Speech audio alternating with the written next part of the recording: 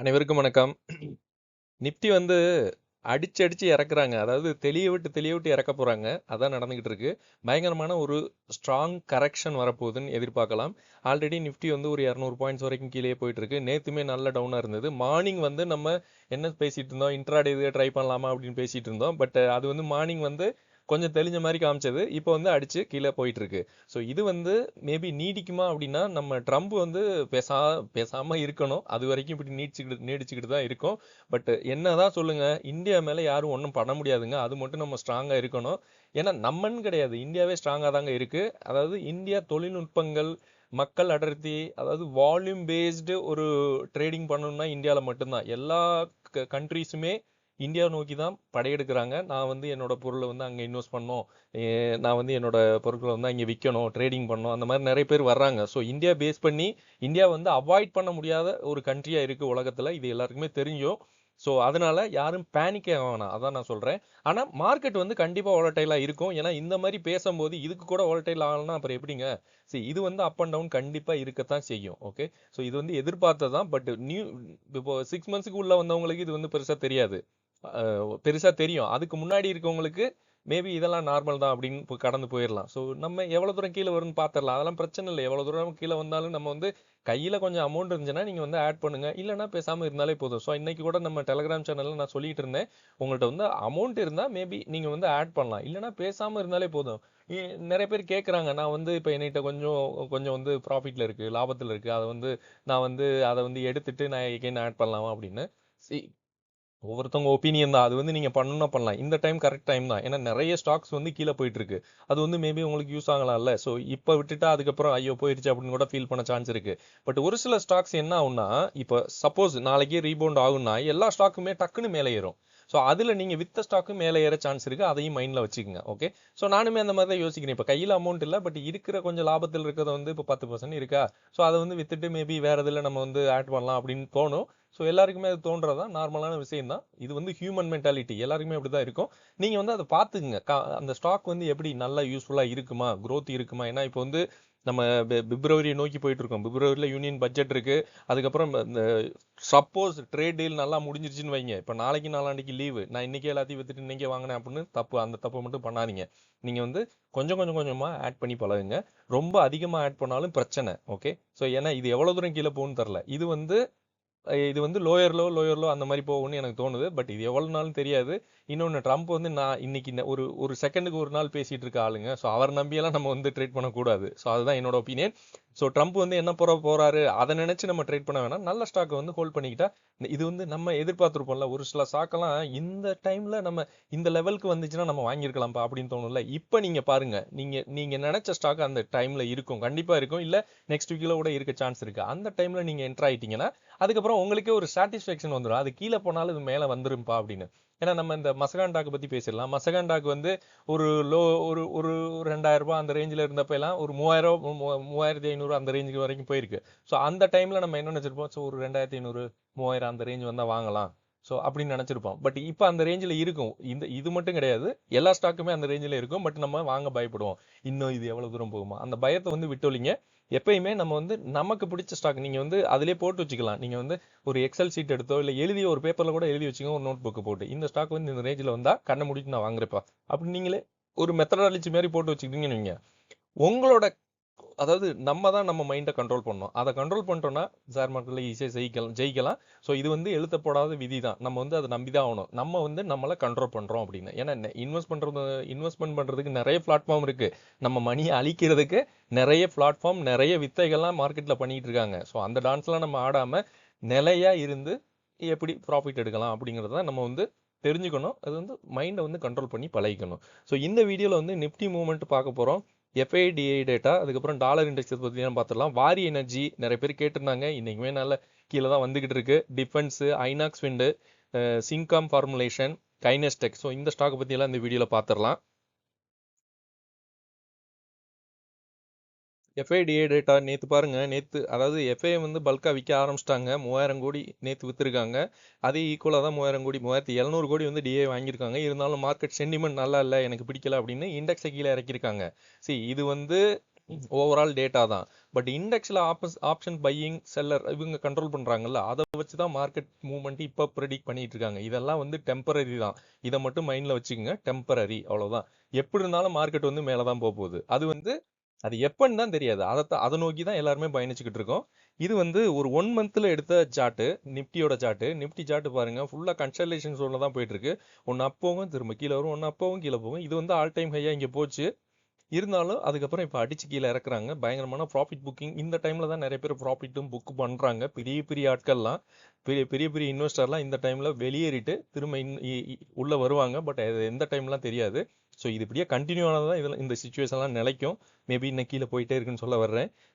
Maximum இதெல்லாம் take over பண்ணி மேலே வந்துருவாங்க. ஒரு பக்கம் சொல்கிறாங்க ரஷ்யா வந்து யூஎஸ் மேலே ஏதோ பண்ண போகிறாங்க, யூஎஸ் வந்து 500% டாரிஃப் விதிக்க போகிறாங்க, ட்ரம்ப் வந்து நம்ம பிஎம் மோடி வந்து ட்ரம்ப் கிட்ட பேசலை, ஃபோன் கால் அட்டன் பண்ணல, என்னென்ன கதையெல்லாம் சொல்கிறாங்க. கம்பி கட்டுற கதையெல்லாம் சொல்லிட்டு இருக்காங்க. மார்க்கெட்டை இறக்குறதுக்கு என்னென்ன ரீசன்லாம் தேவைப்படுது பாருங்க. சரி, இது உண்மை தானே, நான் ஒன்றும் நக்கலாக சொல்ல, இது நக்கலாக தான் எடுத்துக்க முடியும். ஓகே, நிஃப்டி ஐடி பாருங்க. இதில் நமக்கு இண்டெக்ஷன் சொன்னீங்கன்னா நிஃப்டி ஐடி, பிஎஸ்யூ பேங்க், இது 2 தான் பாசிட்டிவ்ல இருக்கு. பட் அதுவுமே பெருசா இல்லைங்க. அதுவுமே கீழே போய் எதுக்கு அது மட்டும் இருக்கணும், அதையுமே நெகட்டிவ்ல வைங்களேன், நல்லா இருக்குமே. பப்ளிக்ஸ், பிஎஸ்சி பேங்க் மட்டும் தாங்க பாசிட்டிவ்ல இருக்கு. மேபி நமக்கு இந்த இவங்கெல்லாம் வந்து பட்ஜெட்டை பார்த்துருப்பாங்க. பட்ஜெட்லேயும் ஒன்றும் வரலன்னு, அதுக்கப்புறம் நம்ம நிஃப்டியை காப்பாற்ற முடியாது போல. மேபி அதுவே சூசைட் பண்ணிக்கும் போல. அந்த மாதிரி தான் போயிட்டு இருக்கு சுச்சுவேஷன். நம்ம ட்ரம்ப் அதுக்கு தக்கன வேலையை ப்ராப்பராக பண்ணிட்டு இருக்காரு. யூஎஸ் டாலர் பாருங்க இன்க்ரீஸ் ஆகுது. இது வந்து நமக்கு ஹெல்தியே கிடையாது. நமக்குன்னு இல்லை, உலக சந்தைகளுக்கு இது ஹெல்தியே கிடையாது. மேலே ஏறிக்கிட்டு இருக்கு. இது வந்து ஸ்லோவாக ஏறுறதான் பெரிய பிரச்சனையே. வேகமாக ஏறினா கூட பரவாயில்ல. இது வந்து ஸ்ட்ராங் பேஸ்மெண்ட் போடுற மாதிரி எனக்கு தோணுது. ஸோ தெரில, இது யாராலையும் ப்ரெடிக்ட் பண்ண முடியாது. நாளைக்கே கூட கீழே விழுந்தாலும் விழுந்தது தான். பட் ஏறுது, அவ்வளோதான். இதில் நம்ம என்ன சொல்ல முடியும்? நமக்கு இன்னும் நெகட்டிவாக இருக்குது. இதில் நம்ம இன்னும் ப்ரெடிக்ட்லாம் பண்ண முடியாது. அதாவது ஒரு ஷெல் ஆஃப்னு வந்துருச்சுன்னா அது சப்போர்ட்டு ரெசிஸ்டன்ட் அதெல்லாம் கிடையாதுங்க. அது வாட்டுக்கு கீழே வந்துக்கிட்டே இருக்கும். எங்கே வருதுன்னே தெரியாது. அது நினச்ச இடத்துல தான் நிற்கும். கைனஸ் டெக்னாலஜி, ஓகே. ஸோ யாரும் ஃபீல் பண்ண வேணாம், இதெல்லாம் ஒன்றுமே கிடையாதுங்க, இதையும் கடந்து போவோம், அவ்வளோதான். அப்படி மைண்டில் வச்சுக்கோங்க. இதெல்லாம் அதாவது ஃபைனலாக காசு வச்சுருக்கோம், அதாவது பிக் பிக் இன்வெஸ்டர்லாம் என்ன சொல்லுவாங்க, நம்ம பணத்தை வந்து பெருக்கணும் அப்படின்னு தான் நினைப்பாங்க. அதே மாதிரி தான் நம்மளும் நினைக்கிறோம். ஸோ எல்லாரோட மோட்டிவும் ஒரே மாதிரி தான் இருக்குது. அப்போ இதில் யார் ப்ளே பண்ணுறா? அப்போ உலக அரசியல் நடந்துக்கிட்டு இருக்கு. அது சால்வ் ஆகும்போது ஆட்டோமேட்டிக்காக மேலே போகும், அவ்வளோதான். ஸோ இதை வந்து நம்ம ஜஸ்ட் லைக் தட் அப்படி விட்டுட்டு போயிட்டா போதும். கைனஸ் டெக்னாலஜி, இந்த கம்பெனியுமே நல்லா கவுந்து கிடக்குது. ஆக்சுவலாக இந்த இடத்துல வந்து ஒரு பேட் நியூஸ் வந்தது. சிஇஓ என்னமோ ப்ராப் கேஸ் அப்படின்னு அரெஸ்ட் பண்ணாங்க. அதுக்கப்புறம் மேலே போனாங்க. இப்போ எகெயின் இவங்களோட இவங்க கொடுத்த ரிப்போர்ட்டிங் இதெல்லாம் நல்லா இல்லை அப்படின்னு கொட்டாக் செக்யூரிட்டியாக சொன்னாங்க. அதனால கீழே இறக்கி விட்டுருக்காங்க ஃபுல்லாக. ஸோ இது வேற, இந்த கம்பெனி, அதாவது கம்பெனியை வச்சு தான், குவாலிட்டியை வச்சு தான் நம்ம பேசணும். ஒரு பொருளை வந்து ப்ராப்பராக கொடுக்குறாங்களா, அந்த மாதிரி பார்த்தீங்கன்னா இந்த கம்பெனி வந்து நல்ல குவாலிட்டியான ப்ராடக்ட்டை தான் இப்போ வரைக்கும் கொடுத்துட்டு இருக்காங்க. ஸோ அதை வச்சு தான் சொல்கிறேன். இஎம்எஸ் செக்டாரில் இதுவுமே நல்ல ஒரு பெரிய மாஸ்டர் தான், ஓகே. ஸோ அதனால இவங்க வந்து நல்ல க்ரோத்தில் இருக்க கம்பெனி. பட் ஒரு சில ரீசன்னால ப்ரைஸை வந்து கீழே இறக்கணும், அதுக்காகவே மேபி இறக்குறாங்களா அப்படின்னு ஒரு டவுட் வருது. இன்னொன்று, பேட்டர்ன் வந்து ஒரு பேட்டர்ன் இல்லை, பேட்டர்ன் கூட இல்லை, அந்த மாதிரிலாம் ஃபார்ம் ஆகலை. ஸோ சார்ட் பேசிஸில் பார்த்தீங்கன்னா இது வந்து நல்ல ஒரு லோவில் தான் இருக்குது. நிறைய பேர் வந்து நம்ம குரூப்பில் கூட பேசிகிட்டு இருந்தாங்க. இது வந்து ப்ரொமோட்டர் வந்து ஒரு கன்சிஸ்டண்டாக தான் இருக்காங்க. 63%, இப்போ 50% மேலேயே இருக்காங்க. இவங்க வந்து பிளட்ஜ் எதுவும் பண்ணல. ஸோ அது வரைக்கும் சந்தோஷம் தான். ஸோ இந்த கம்பெனி வந்து ஒரு நல்ல ஒரு எலக்ட்ரானிக் மேனுஃபேக்சரிங் கம்பெனி. இந்த மாதிரி டைம் தான் மேபி உகந்தது அப்படின்னு நினைக்கிறேன். தெரில, நீங்கள் ஆட் பண்ணால் ஆட் பண்ணுங்கள், உங்கள் இஷ்டம் தான். பட் நல்ல ஒரு கம்பெனி. சரி, இதில் வந்து பேட் நியூஸ்னால் அதை மட்டும் தான் சொல்கிறேன். நியூஸஸ் பேசிஸில் இது வந்து கீழே இறங்கிட்டு இருக்கு, அவ்வளோதான். ஒர்க்கிங் கேபிட்டல் ப்ரெஷர் இருக்குது. பேலன்ஸ் ஷீட்டு ஸ்க்ரூட்டினி அப்படிங்கிறாங்க. இவங்க வந்து பேலன்ஸ் ஷீட்டில் கொஞ்சம் மிஸ்டேக் காமிச்சிருக்காங்க, ஃபினான்ஷியல் ரிப்போர்ட் சரியில்லை, அதில் கொஞ்சம் மாற்றம் பண்ணியிருக்காங்க அப்படின்னு ஒரு நியூஸ் வந்தது, ஓகே. அப்படின்னு ஒரு நியூஸ் வந்தது. அதை வந்து இவங்க இல்லை அப்படின்னாங்க. பட் ஜேபி மோர்கன் இந்த மாதிரி ஆட்கள் வந்து இது வந்து நல்ல கம்பெனி தான், நல்ல மேபி மேலே போகும் அப்படின்னு சொல்லிட்டு இருக்காங்க. நீங்கள் பார்த்துக்குங்க. ஸோ இது வந்து ப்ராடக்ட் பேசிஸில் இவங்களுக்கு எதுவும் இஷ்யூ இருக்க மாதிரி எனக்கு தெரியல, என்னோட ரிவ்யூ பொறுத்த வரைக்கும். அடுத்து வந்து வாரி எனர்ஜி. ஸோ இந்த கம்பெனியுமே சூப்பரான ஒரு கம்பெனி. 75,000 கோடி மார்க்கெட் கேபிட்டல் இருக்குங்க. இவங்க தான் ஒரு இந்தியாவில் வந்து ஒரு மிகப்பெரிய சோலார் பிளேயர் அப்படின்னு சொல்லிடலாம். ஸோ இவங்க வந்து ரெனியூவபிள் எனர்ஜி காமனாக சொல்லிக்கலாம். இவங்க வந்து டெப்ட் வந்து இன்க்ரீஸ் ஆயிருக்கு. இவங்களோட டெப்ட் பாருங்கள், 363 கோடியிலேருந்து 2,900 கோடியாக மாறி இருக்கு. அண்டர் வேல்யூடு தான் இந்த கம்பெனி பாருங்கள். ஒரு கரண்ட் ப்ரைஸ் வந்து 2600 இருக்குது. இப்போ இன்ட்ரெஸ்டிங் வேல்யூ 3200. பி ரேஷியோமே 27 இருக்குது. இது வந்து 28. சரி, ஐபிஓ ரீசெண்டாக தான் வந்தாங்க. அந்த ப்ரைஸுக்கு கீழேயே கொஞ்சம் கீழே வந்துக்கிட்டு தான் இருக்குது. ஸோ நம்ம வந்து குரூப்லேயுமே பேசிகிட்டு இருக்காங்க, இதை வாங்கலாமா இல்லை என்ன பண்ணலாம் அப்படின்னு. என்கிட்ட கேட்டால் நீங்கள் வந்து சரியில்லை எப்போ பிக்கப் ஆகும்னு தெரில. ஸோ இதில் உள்ளே வந்தவங்க மேபி உள்ளே தான் இருக்க சான்ஸ் இருக்குது. இந்த மாதிரி கம்பெனிலாம் விட்டுட்டு வெளில போக மாட்டாங்க. பட் இதில் கொஞ்சம் ரீசெண்டாக ஒரு நியூஸ் வந்திருக்கு. யூஎஸ்ல இருந்து கொஞ்சம் நெகட்டிவாக நியூஸ் வருது. அதை பற்றி சொல்லிடுறேன்.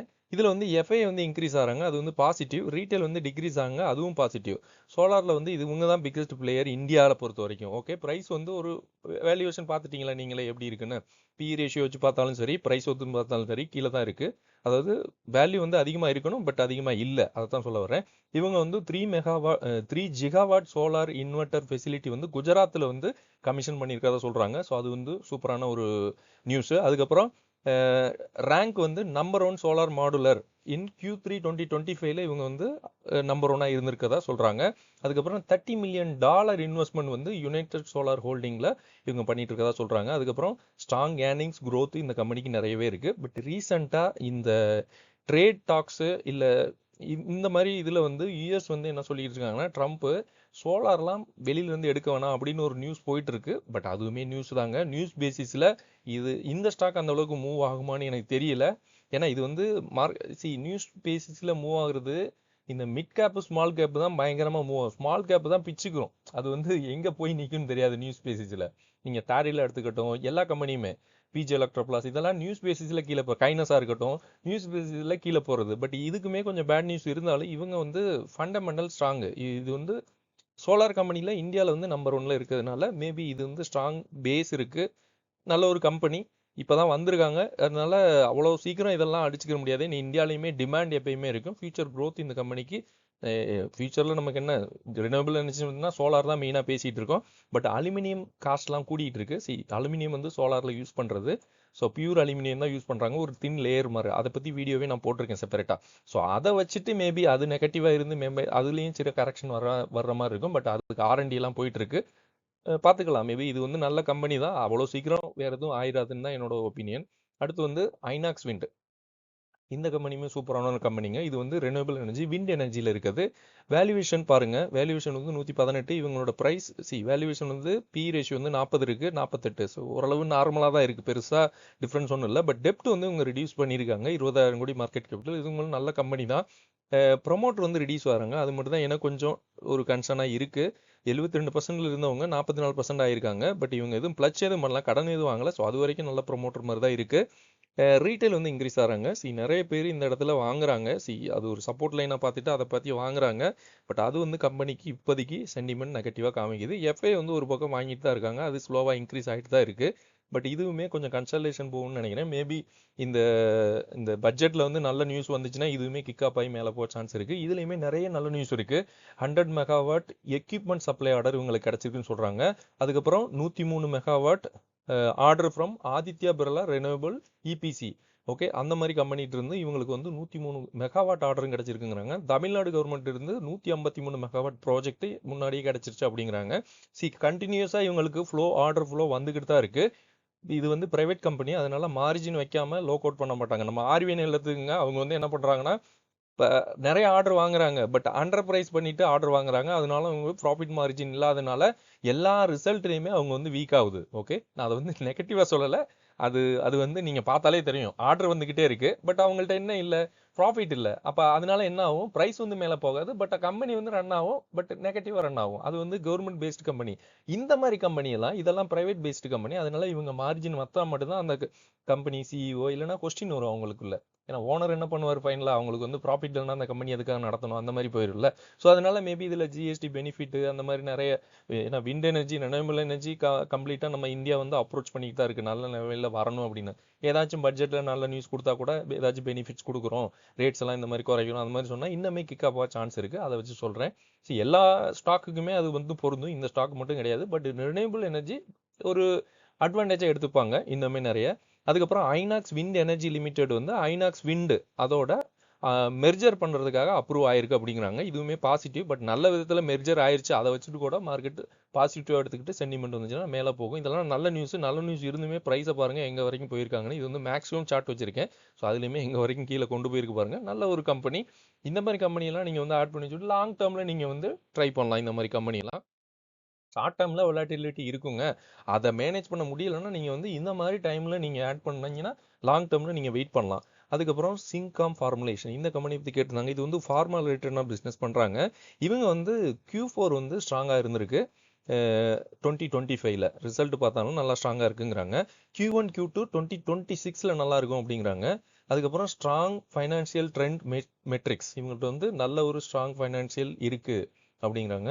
பட் மார்க்கெட் கேபிட்டல் மட்டும் தான் எனக்கு பிரச்சனையாக இருக்குது. 1200 கோடி தான் இருக்குது. ஸோ இந்த மாதிரி ஸ்டாக்ஸ் எல்லாம் நீங்கள் வந்து மேபி ஸ்விங்குக்கு வேணால் யூஸ் பண்ணலாம். பட் அதுவுமே எந்த அளவுக்கு சாத்தியமாகும்னு தெரில. ஏன்னா ஒரு ஹை போகிறாங்க, அதுக்கப்புறம் ஒரு கன்சல்டேஷன், ஒரு ஹை போயிட்டு ஒரு கன்சல்டேஷன், அந்த மாதிரி தான் சார்ட் இருக்குது. நீங்களே பார்த்துட்டீங்க. மேக்ஸிமம் பார்த்தீங்கன்னா 62% தான் ரிட்டர்ன்ஸ் கொடுத்துருக்காங்க. ஸ்டாக் பி வந்து 20 இருக்குது. ஆல்மோஸ்ட் ஃபார்மாவில் இருக்க எல்லா கம்பெனியுமே லோவில் தான் இருக்குது. இதுவுமே நல்ல ஒரு வேல்யூவேஷனில் இன்ட்ரெஸ்டிங் வேல்யூ 10 ரூபா தான் காமிக்குது. இங்கே வந்து 13 ரூபா அந்த ரேஞ்சில் இப்போதைக்கு ட்ரேட் ஆகிட்டு இருக்கு. இதெல்லாமே நார்மல் தான். அதாவது ஃபார்மாவில் இருக்க எல்லா கம்பெனியுமே கொஞ்சம் ஓரளவு நெகட்டிவாக தான் இருக்குது. நம்ம பார்லிமெண்ட் கூட நம்ம இப்போ ஃபோக்கஸ் பண்ணோம்ல, ஸோ பார்லிமெண்ட் கூட ஆட் பண்ணோம். அதுவுமே இன்னுமே லோவில் தான் இருக்குது. இன்றைக்கி எல்லா ஸ்டாக்குமே கீழே தான் விழுந்திருக்கு. நீங்கள் வேணும்னா கொஞ்சமாக ஆட் பண்ணுங்கள். ஸோ அதுதான் உங்களுக்கு நல்லதுன்னு நான் நினைக்கிறேன். ஏன்னா இது எவ்வளோ தூரம் கீழே போகும்னு தெரியல. ஸோ கரெக்ஷன் சொல்கிறோமா இல்லை கிராஷ்னு சொல்லுவேன். கிராஷ் கிடையாது. பட் கிராஷ் ஆகணும்னா ஒரு நாள்லேயே நிஃப்டி 50 கீழே ஃபுல்லாக விழுகணும். பட் அந்த அளவுக்குலாம் விழலை. நிஃப்டி 50 வந்து கொஞ்சம் ஸ்ட்ராங்காக தான் இருக்குது. மேபி ஆப்ஷன்ஸ் ரைட்டர்ஸ் அந்த மாதிரி கொண்டு போகிறாங்களான்னு தெரில. ஸோ மண்டே தான் தெரியும் எந்த மாதிரி ஆக போகுது அப்படின்னு. அதனால் கொஞ்சம் வெயிட் பண்ணிட்டு கூட நீங்கள் யோசிக்கலாம். இந்த கம்பெனியுமே நல்ல ஒரு பெர்ஃபார்மன்ஸ் தான் காமிச்சிட்டு இருக்காங்க. பட் எனக்கு வந்து மார்க்கெட் கேபிட்டல் மட்டும் தான் கொஞ்சம் கன்சர்னாக இருக்குது. மற்றபடி டெப்டி எக்யூட்டி எல்லாம் 0 தான் இருக்குது. இவங்க வந்து 0 டெப்ட் தான் இருக்குது. 57 கோடி டெப்ட் இருந்ததை வந்து இவங்க கடன்லாம் 0.3 தான் இப்போதைக்கு ஒன்றும் கிடையாது. பிளச் எதுவும் பண்ணல. நல்ல ப்ரொமோட்டர் தான். 50% நல்ல ஒரு ப்ரொமோட்டர். 50% அப்படியே வச்சுட்டு இருக்காங்க. பட் பப்ளிக் கையில் தான் நிறைய பர்சன்டேஜ் இருக்குது. ஸோ அது வந்து கொஞ்சம் நெகட்டிவ் தான். பட் இருந்தாலும் ஓகே, பார்க்கலாம். இந்த மாதிரி கம்பெனி உங்களுக்கு விருப்பப்பட்டால் நீங்கள் வந்து ட்ரை பண்ணலாங்கிறது என்னோட ஒப்பீனியன். ஓகே ஃப்ரெண்ட்ஸ், ஆக்சுவலாக யாருமே பேனிக் ஆவானா. இது வந்து ஒரு டீப் கரெக்ஷன் அப்படின்னு நினச்சிக்கோங்க. ஏன்னா எல்லா ஸ்டாக்குமே பயங்கரமாக கரெக்ஷன் ஆகுது.